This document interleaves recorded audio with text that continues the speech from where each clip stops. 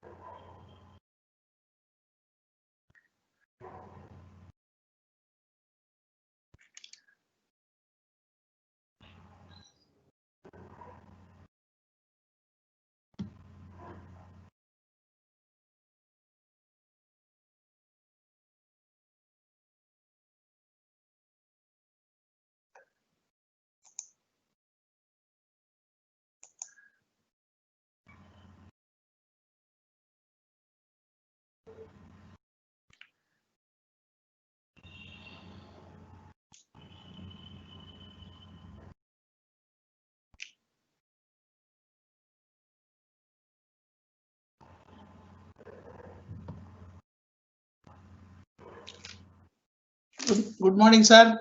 Good morning. Namaskar. Namaskar. Good morning to everyone.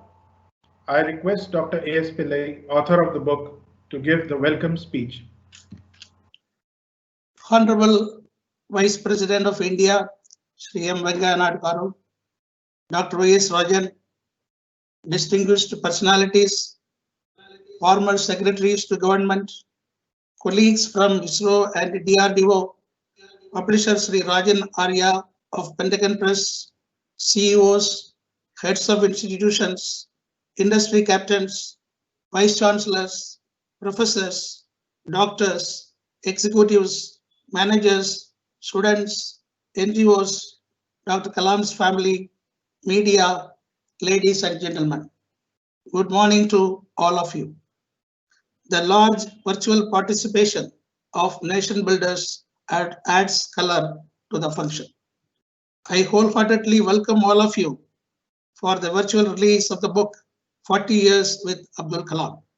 It's indeed a great honor and a moment of pride for me to have the Honorable Vice President of India as the chief guest. Respected sir, I am extremely grateful to you for gracing the launch ceremony of my book on Dr. Kalam, which has a foreword by former President Shri Pranab Mukherjee. I was fortunate to be the son of a saint who was expert in Siddha, Ayurveda and Raja Yoga, to work with Dr. Vikram Sarabhai, who inspired me with his appreciation when I was a student, and later with Professor Satish Dhawan at ISRO headquarters, and most importantly with Dr. Kalam, having a very long association as his core team member for the development of SLV3 onwards to many of the projects which he executed and the societal missions. And later, when he was President of India, I was meeting him almost every day.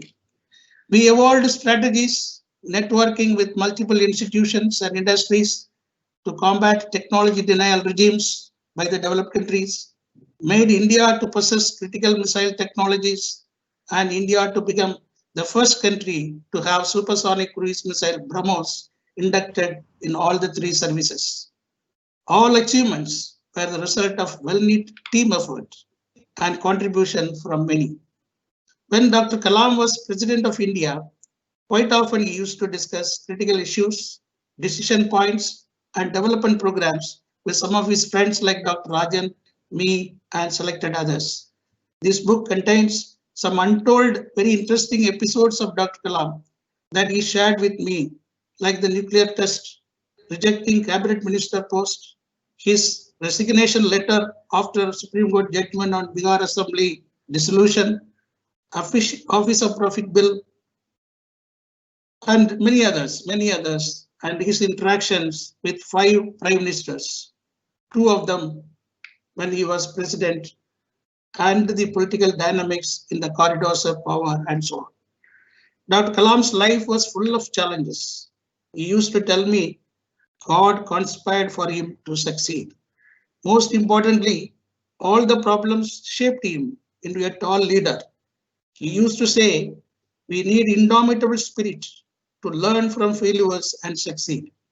He proved his caliber through hard work, honesty, and building excellent teams who have become most valued top leaders of the nation. I once again welcome the Honorable Vice President of India and all of you who have joined this book launch function. And thank you very much for joining. Thank you, sir. Thank you, Dr. Pillai. I now call upon Dr. Y.S. Rajan, Honorary Distinguished Professor ISRO, to give an introduction of the book. Namaskara to everybody. I consider myself fortunate to be a part of this historic event. The book is about a person who is a great part of Indian history.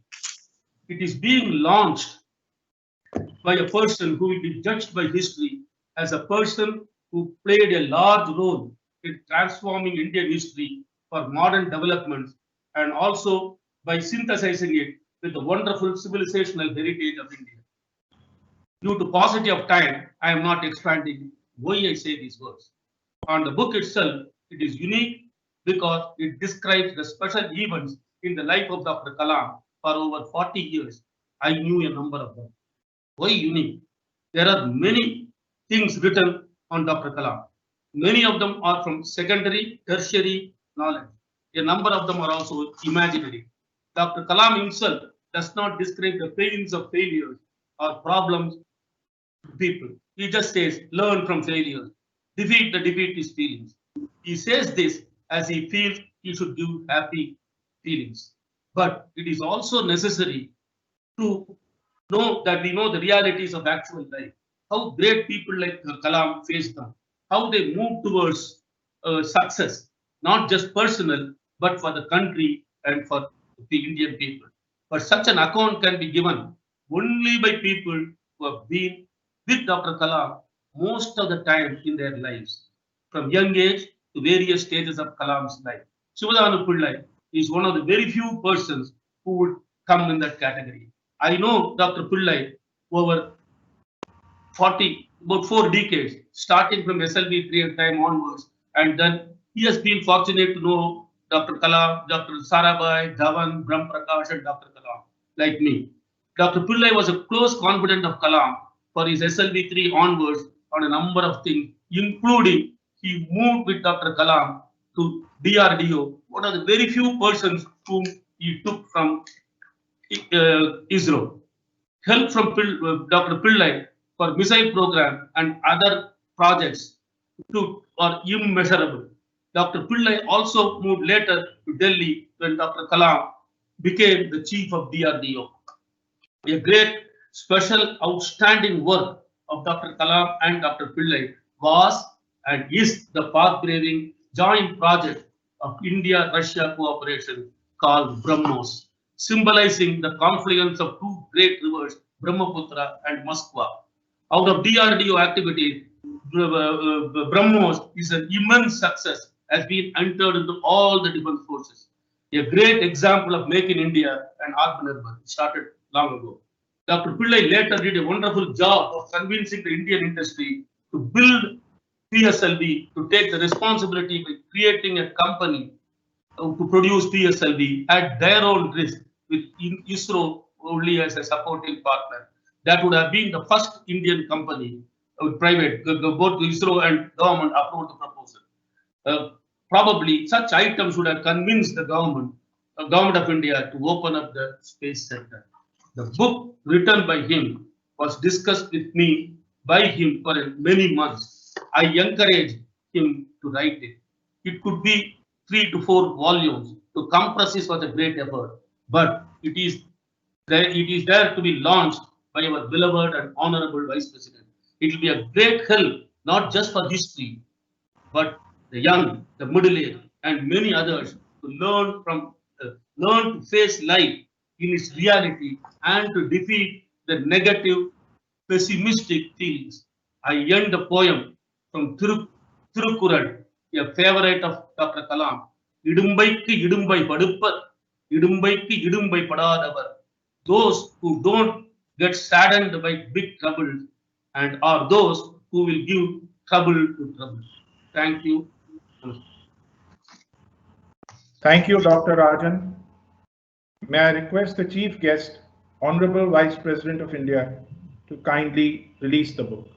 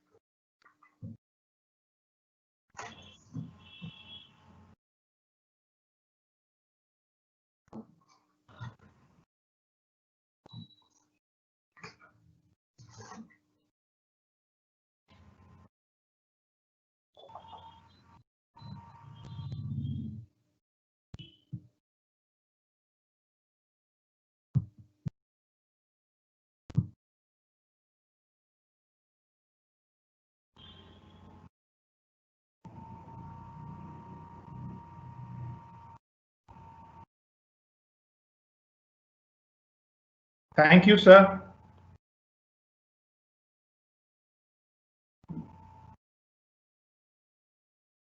May I now request the Honorable Vice President of India to address the ceremony.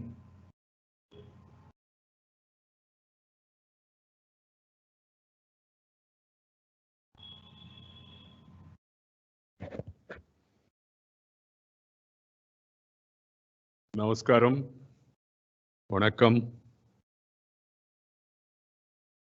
Dr.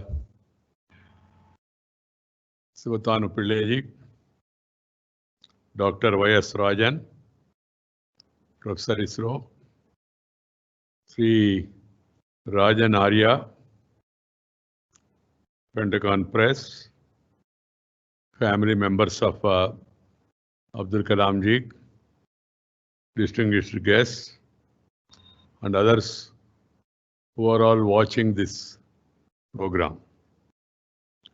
My dear sisters and brothers, I am really pleased to be with you all today to release the book 40 Years with Dr. Abdul Kalam, Untold Stories, written by his long-time close associate, Dr. Sivathanu Pillai. Dr. Kalam was a true karma yogi and an inspiration to every Indian. He was truly a people's president who endeared himself to every Indian, particularly the youth. He was an epitome of simplicity, honesty, and wisdom. His contribution to strengthening India's defense and space capabilities is invaluable. I had many occasions to interact with Dr. Kalam when he was in DRDO and later as the President of India. And every time I was struck by the depth of his knowledge and his sincere desire to transform the lives of the common man. He always used to think about the common man, and he believes science is for the betterment of the lives of the people. Science and research. I would like to quote Sri Atal Bihari Vajpayee ji on Dr. Kalam. Then they were Prime Minister and President respectively. Atalji said, quote, after his election to the President of India, Dr. Kalam brought immense grace to it and also a new sense of purpose. That's all his own. Place and position do not make a man. Place and position do not make a man. A man is made of samskaras. Besides discharging his constitutional responsibility with a dignified quietude, Dr. Kalam made Rashtrapati Bhavan the karma bhumi for his pet concerns. which are also the nation's major concerns. Issues such as education, development of science and technology, rural development, the all-round development of our children, who are the most precious asset, where he has been transmitting the dream how to make India a developed nation. That is the dream of the people. And rightly so, Dr. Kalam was always thinking about making India as a developed nation. It was a mission for him. As President, Dr. Abdul Kalam personified dignity and optimism throughout India and abroad.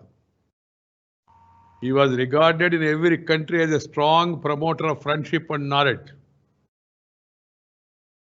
In recognition of his contribution, NASA had named a newly discovered organism found on the International Space Station after Dr. Kalam in 2017. A good tribute, really.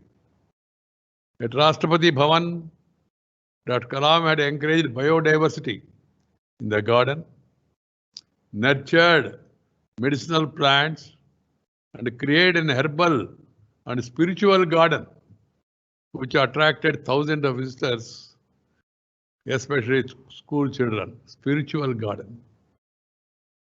The former president always spoke of the need for India to become a developed nation, given the vast natural resources and the talented pool of human resources in diverse fields.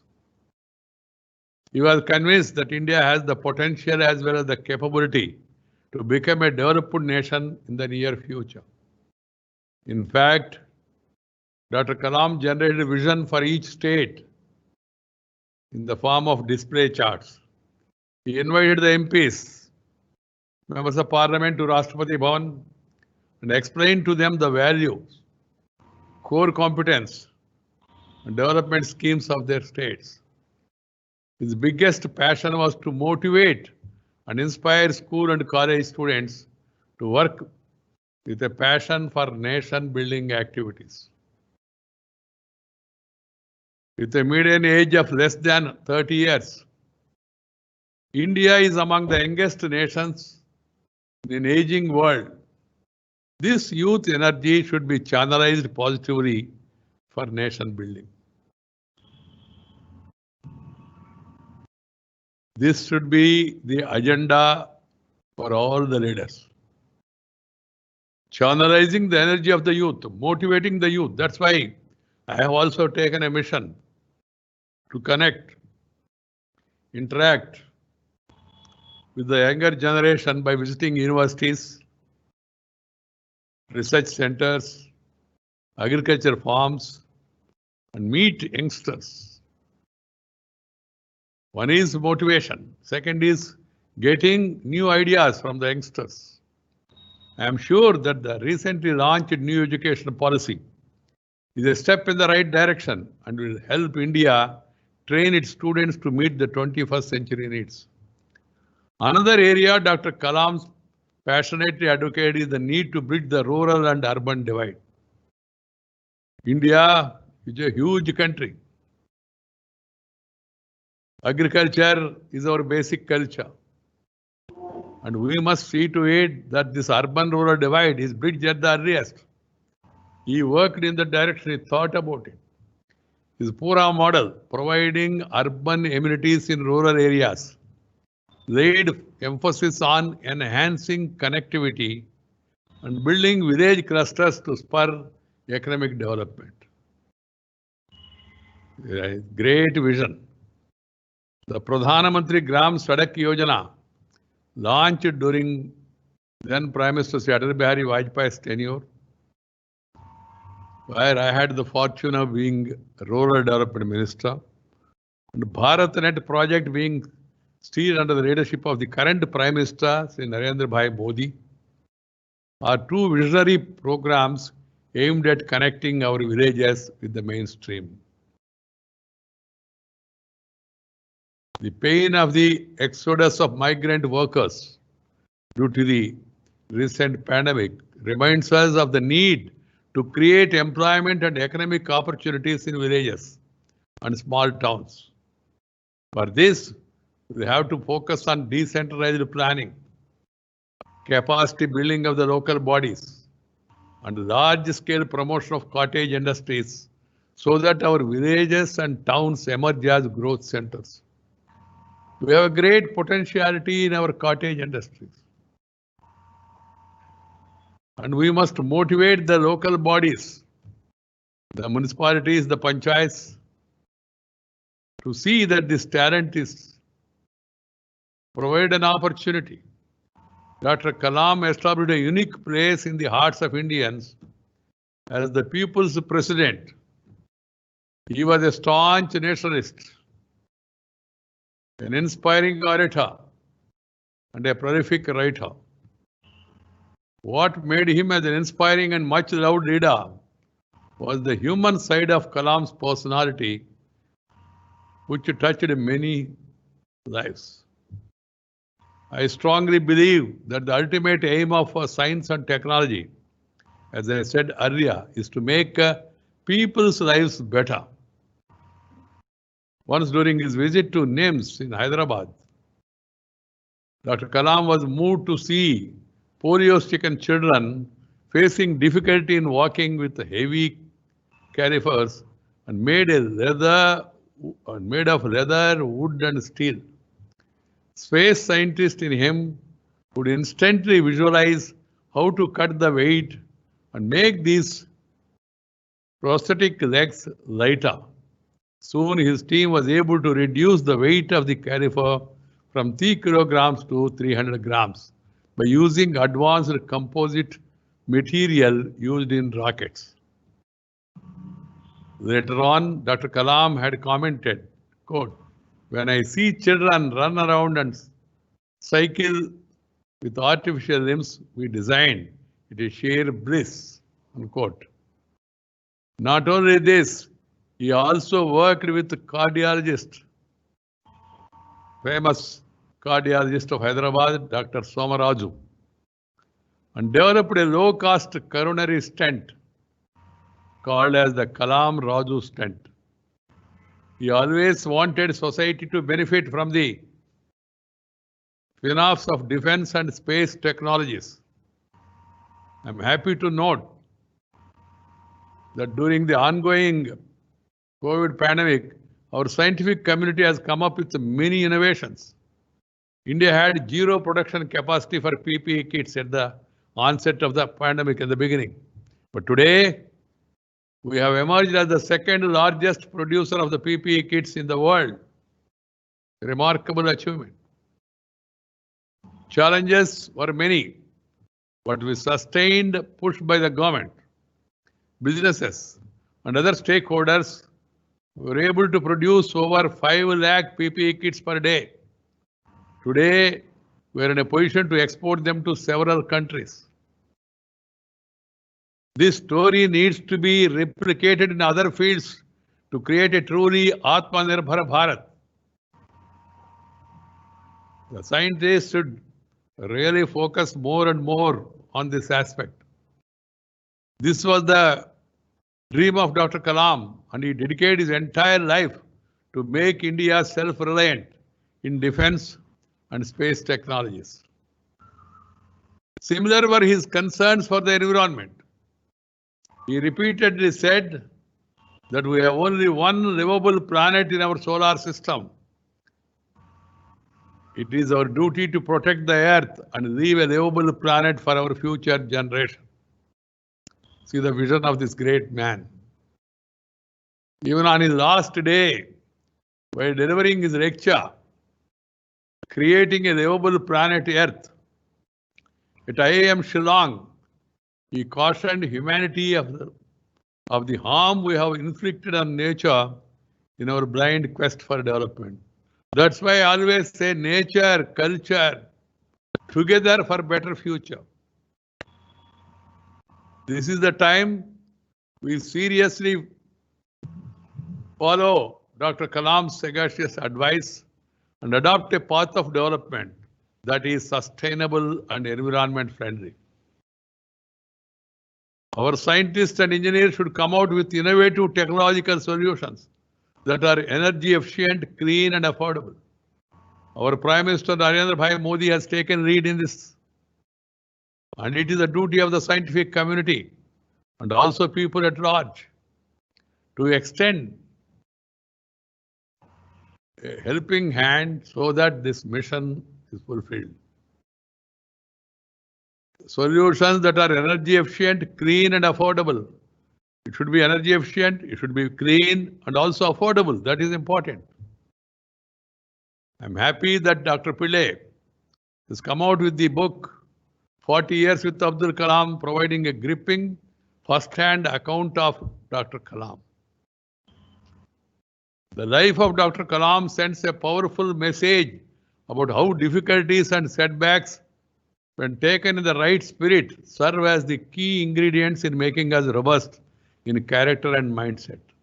So the ideas of Dr. Kalam, his lectures, his deeds, they should be published more and more. People should come forward to share the experiences of their personal life with Dr. Kalam and also convey to the new generation how that great man was always thinking about the country and its future. He was trying to guide the younger generation. Today's generation should draw inspiration from him and dedicated the work towards building a strong, self-reliant and inclusive India. Books like this will be really useful to inspire the youngsters. That's why when I was approached, I immediately agreed to release this book, 40 Years with Abdul Kalam, Untold Stories. Yes, there's a need to see that these untold stories are told, written. Like Dr. Kalam, the youth should think of the out-of-box ideas and use technology for providing solutions to the various economic and societal challenges that impact large sections of India's population. It is also important as a nation to be self-reliant in strategic industries. The book describes how Atmanirbhar Bharat can be realized in the industrial sector. I'm very happy to note that late Shri Pranab Mukherjee, former President of India, another great genius, has written the foreword of this book. Dr. Pillai, as the architect of India's supersonic cruise missile program, BraMos, has himself made immense contribution to India's defense and aerospace capability. I compliment him for all the achievements made, and I wish him all the very best in his future endeavors also. Thank you, Dr. Pillai, thank you, Sri Rajanji, and thank you all other friends who are all watching this program. Thank you very much. Namaskar. Jai Hind.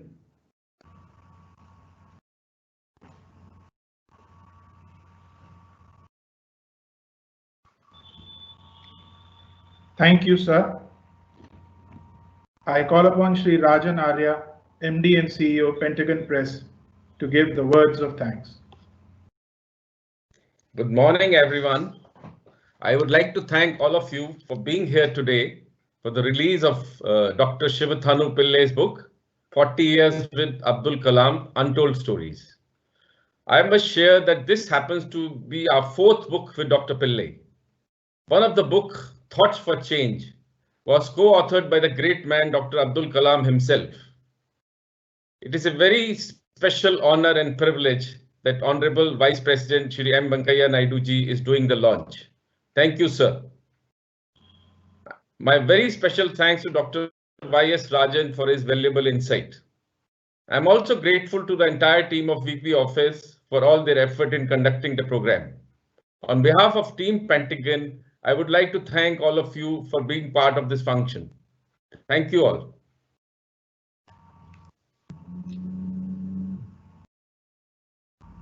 The ceremony is now concluded.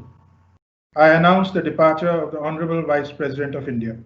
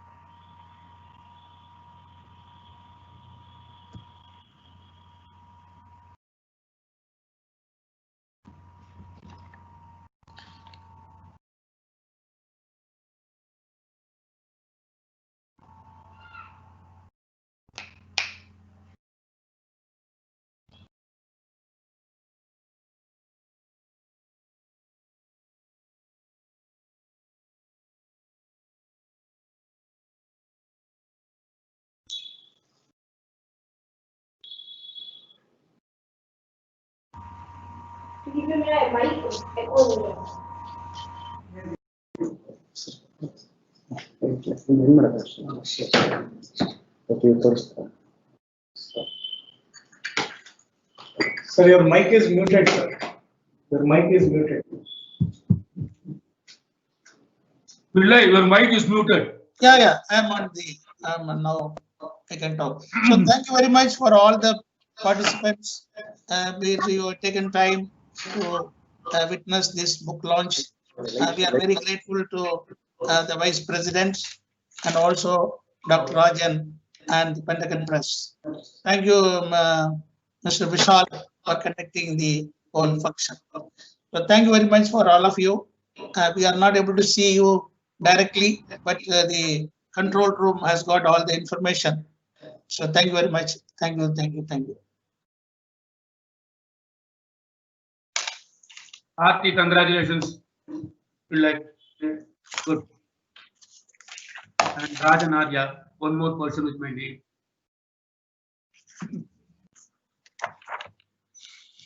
Okay, shall we close the session?